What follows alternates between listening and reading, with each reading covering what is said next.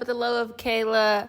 First off, you guys are so amazing. Please like, comment, and subscribe.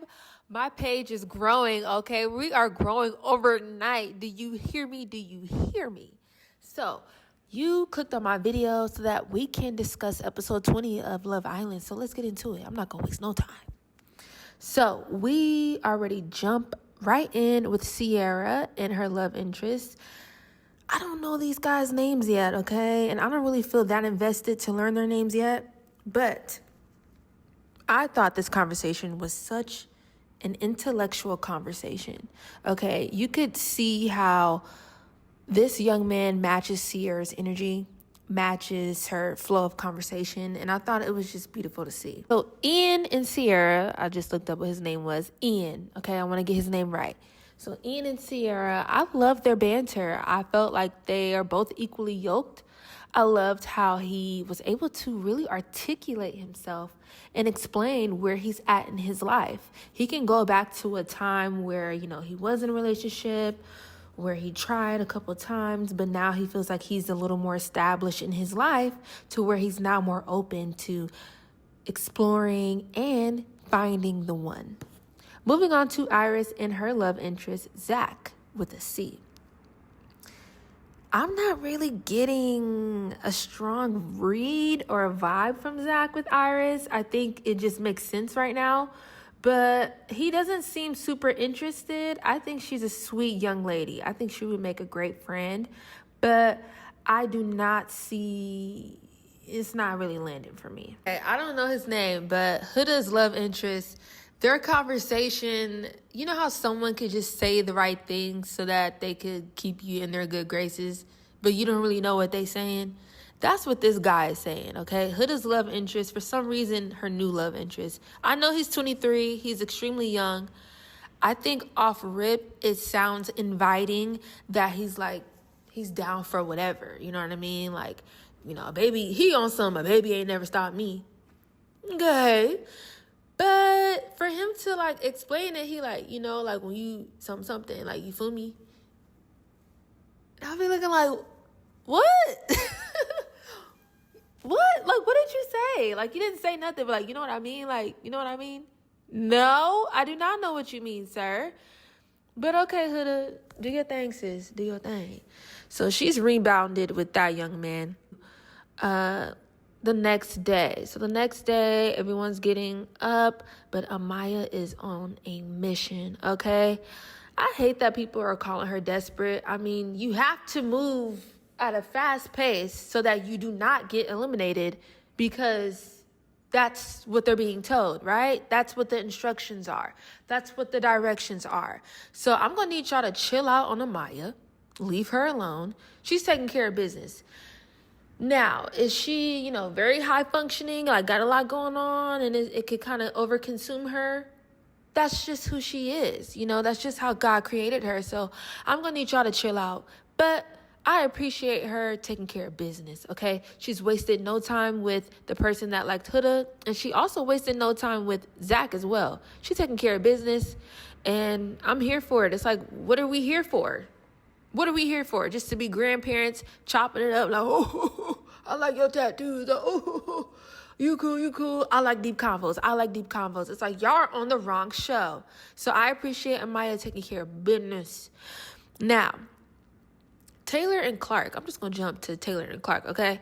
Because I was not expecting that. I think they are the same person. They have this lightweight awkwardness that for some reason they get each other.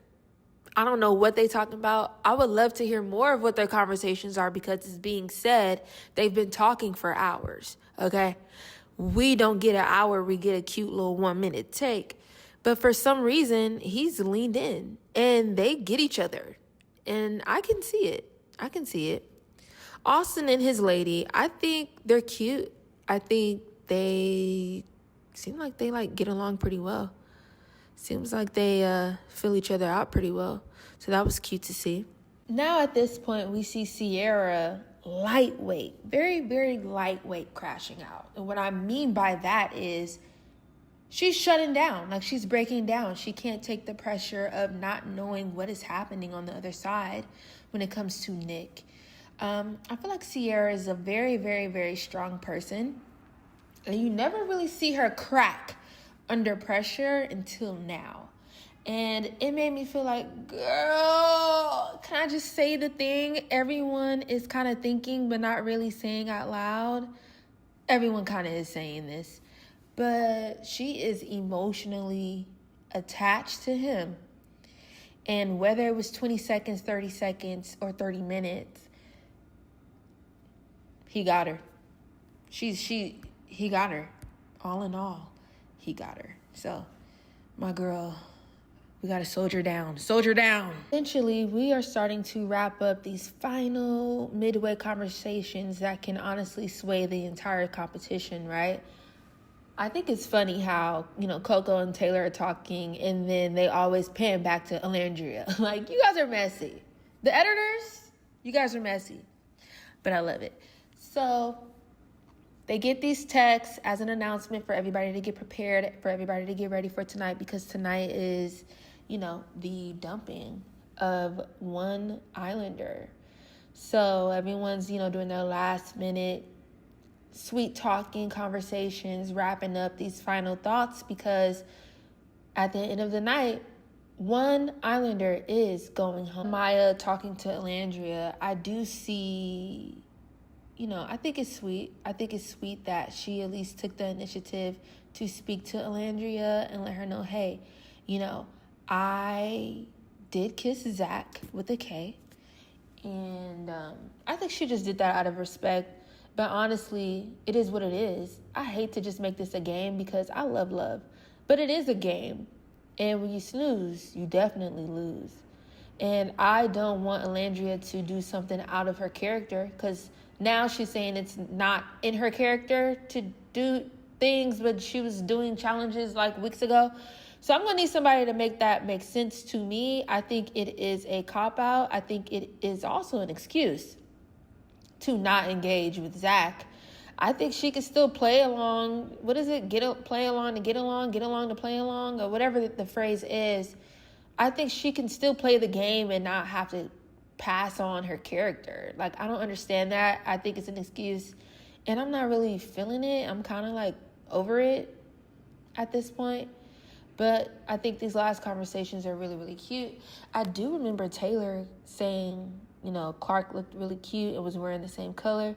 But they actually make a cute couple. And I say that because the dynamic between Taylor and Clark makes him look a little more like the leader and not just being dragged along. It looks like he's a willing participant versus someone who's like blink twice, in my opinion. TJ and Vanna, that is just so fake. He is just fighting tooth and nail to stay on the show.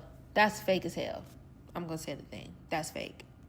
Ugh. So now we get on to them having Amaya stand in front of everybody. I just hate how, microscopic that is. Like, for people, the person who's about to go home to just stand in front of everybody. But it is what it is. Amaya stands in front of them, and the final question is, and it's really simple, actually. I feel like this process or this elimination was pretty simple, which is, okay, Amaya is the vulnerable Islander. Who is the man willing to date her? This is very paraphrase, okay? It's quiet, based off of the editing. No one's standing up. And then finally, boom! Zach stands up. Everyone is appalled. Everyone is in awe. Shelly, boom, boom, boom. Tears coming down. Distraught. Alandria is stone cold face. Pew. It's not your fault. It's not your fault. I'm not upset. I'm not upset. All the things, right? Here we go, Amaya. No, because no. I'm like, bro, listen, Amaya, please. And it is survival's remorse. It's survival's remorse. Like, babe, you was fighting, Amaya. You was fighting tooth and nail to stay. And here you go crying because you did what you had to do. And it worked. can't do the tears. So I fast forward, okay? I'm one of those ones, everybody bawling, everybody crying, everybody appalled. Why are we appalled when someone is not doing the game correctly?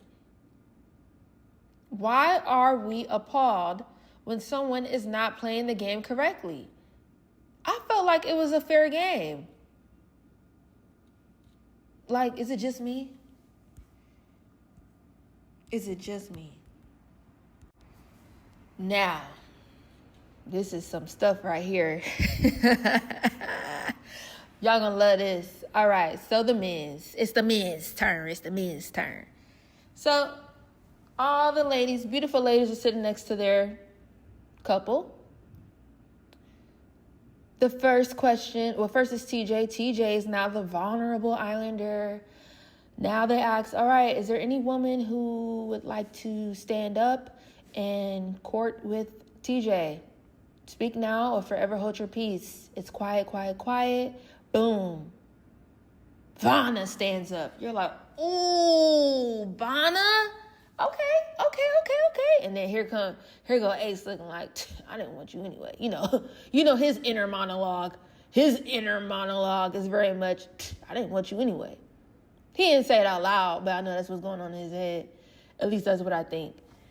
She gets up, Suarez, right over to TJ. You know, everyone is like, what? Whoa, oh my gosh. And then TJ and Vanna sit down. They say, all right, ding, I got a text. Ace, you are now the vulnerable islander up for being sent out of the villa. Oh, everyone looks so scared. Ace looked like, yeah, whatever. He is eyeing Coco down. Coco is not giving eye contact. She's like, sure look, little smirk. And then she'll look away. She'll look at Ace, do a little smirk. And then she'll look away. And then finally, we get to the place where she scratch her head like, look at Taylor. Look back at Ace. And she just get right up. Yeah, girl, go get your dude. Go get your little bag. Go get your little bag back. But Ace looks fun and excited and grabs Coco and Taylor. Goofball. Excited about it. Now, there's another switcheroo.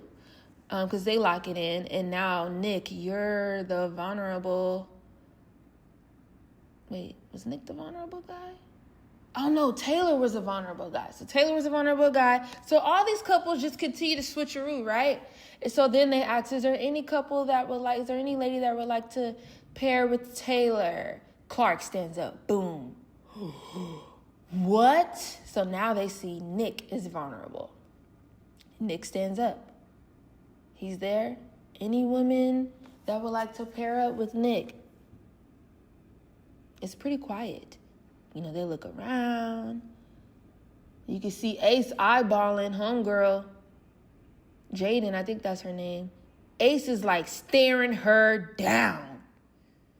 Like heated. He like, this where shit get messy. Nah, man. Nah. Can I just say the elephant in the room?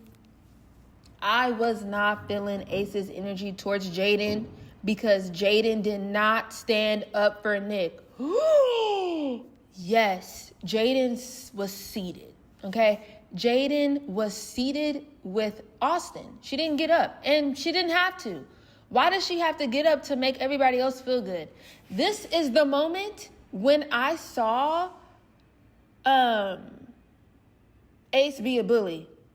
Soon as it was like, curtains closed, Nick, you have 30 minutes. Do you know you have 30 minutes? You got 30 minutes, player. Ace literally gets up and does this like mean mug to Jaden. I don't know if anyone clocked it, but I clocked it. I'm not that like dramatic. But the look he gave Jaden, and he looking right at her like I'm looking at it now. Like he is looking at her and it's just like mean.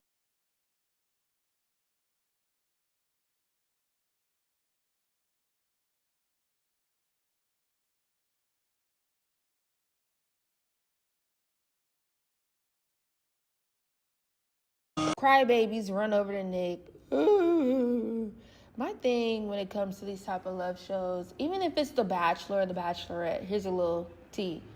These men, it's very frat-like, okay? It's very frat brother energy. I'm just going to say the thing. They end up falling in love with each other more than they fall in love with the girls, but that's a different conversation for a different video. Basically, Nick goes home, grabs his stuff, he crying, he thinking about Sierra. Oh, the date, I can't stand. I'll be thinking about stuff way after the fact. You had so much time to plan a date with Sierra. I can't. He grabbing his stuff, they in the little photo booth, win. He's walking out with his stuff. Next thing you know, bah, a G-Wagon pulls up. Okay, that has a love license plate on it. He walks up, the door swings open. Whoosh. It's Alandria. Nick, hurry up, get in. What the hell? And then he hops in the G-Wagon, and that's it. That is the end of episode 20. I don't really have that much remorse. I can't really do the tears and stuff like that. I think them leaving or looking like they're going to leave did help shake up the place, shake the table a little bit. We need to see something a little bit different. I think everyone is way too comfortable. Everyone's trying to control the game, and it's not about that. I think the more they surrender to the process and let things unfold, the better it might be for them and for us as the viewer. Any other way, this show is phenomenal, okay? It's great.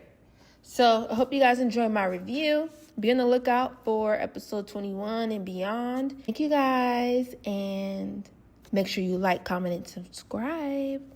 Bye.